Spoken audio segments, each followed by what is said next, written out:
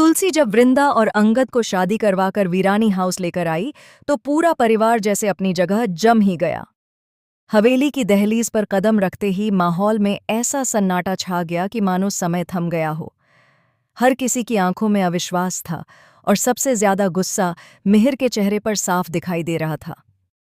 क्योंकि सास भी कभी बहू थी का यह आगामी ट्रैक दर्शकों के होश उड़ाने वाला है। क्योंकि यहाँ कहानी ने एक ऐसा करवट लिया है जिसने पूरी वीरानी फैमिली को बिखेर कर रख दिया है। अंगद द्वारा अचानक लिए गए इस फैसले ने परिवार की नींव हिला दी है। उसने वृंदा से शादी कर ली और मिताली को अकेला छोड़ दिया। पर आखिर क्यों? ये सवाल हर किसी के दिल में उठ रहा है।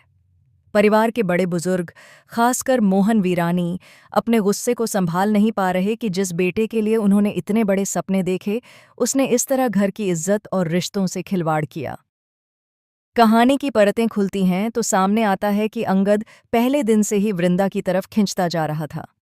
दोनों के बीच एक अजीब सी बॉन्डिंग थी, जिसे किसी ने महसूस तो किया, लेकिन किसी ने समझना नहीं चाहा। मगर प्रेशर, जिम्मेदारियां और परिवार का डर, इन सब के बीच अंगद ने वह कर दिया जो उससे अपेक्षित था। मेहर के भारी दबाव में आकर उसने मिताली से शादी के लिए हामी भर दी, लेकिन दिल की गहराई में प्यार किसी और के लिए धड़क रहा था, वृंदा के लिए। जब मिताली का सच सामने आया, उसकी वह बात कि उसके अंदर कोई आत्मा है, महज एक नाटक था। यह सब उसने सिर्फ अपने दोस्तों से बचने और अंगद का ध्यान खींचने के लिए किया था। ये जानते ही अंगद के अंदर कुछ टूट गया। उसने तुरंत मिताली से रिश्ता खत्म कर दिया। वह उससे साफ कहता है कि वह जाकर शादी से इनकार कर दे ताकि सब कुछ शांत हो जाए। मगर बात यहाँ खत्म नहीं होती, क्योंकि असली धमाका तो अभी बाकी था। जब अंगद और वृंदा अपने दिल की बातें करते हुए एक दूसरे को गले लगाते हैं, तभी वहां तुलसी की एंट्री होती है। गुस्से से भरी तुलसी बिना कुछ सुने सीधे अंगद के चेहरे पर जोरदार थप्पड़ जड़ देती है। हवेली की दीवारों में थप्पड़ की आवाज गूंज उठती है। तुलसी का गुस्सा किसी तूफान से कम नहीं था।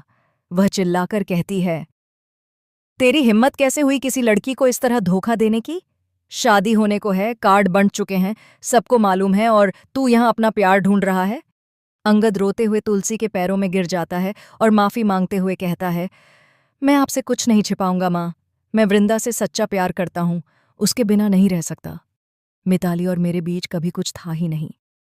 वहीं वृंदा हाथ जोड़कर खड़ी रहती है, आंखों में आंसू और दिल में डर कि कहीं तुलसी उसे गलत न समझ ले।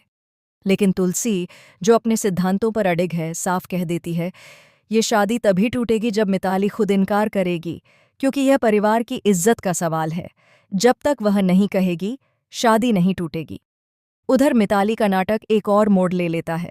मिताली गुस्से और बदले की भावना में डूबी साफ कह देती है कि वह शादी से इनकार नहीं करेगी। अगर शादी टूटी तो वह पूरा दोष अंगद पर डाल देगी। उसका कहना था, दुनिया सोचेगी कि तुमने मुझे मजबूर किया, तुमने धोखा दिया, इसलिए यह शादी होकर ही रहेगी। यह सुनते ही अंगद के पैरों तले जमीन खिसक जाती है। उसे याद आता है कि कुछ ही घंटों पहले मिताली ने उसे हाँ कहा था कि वह शादी रोक देगी, लेकिन अब वह अपने आप को पीड़िता दिखाने का नाटक शुरू कर चुकी थी। शादी का दिन आता है, मंडप सजा है, मेहमान जमा हैं, पंडित मंत्र पढ़ने को तैयार है। सब अंगद का इंतजार कर रहे हैं। माहौल में बेचैनी है और हर कोई सोच रहा है कि आखिर अंगद क्यों नहीं पहुंच रहा। तभी खबर आती है कि अंगद गायब है।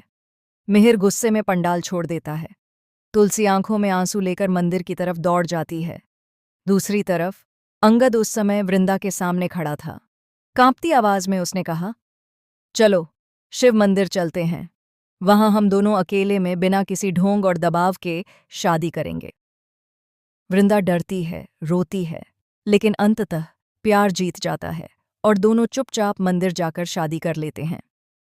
कुछ ही देर बाद तुलसी भी वहां पहुंचती है, लेकिन गुस्से के बजाय उसके चेहरे पर अजीब सी शांति होती है। उसने दोनों को आशीर्वाद दिया और कहा, अगर तुम्हारा प्यार सच है तो मैं तुम्हारे साथ हूं। और फिर तुलसी दोनों को लेकर वीरानी हाउस लौटती है। जैसे ही वे हवेली के अंदर कदम रखते हैं, सबके चेहरे पर सदमा और गुस्सा साफ दिखता है।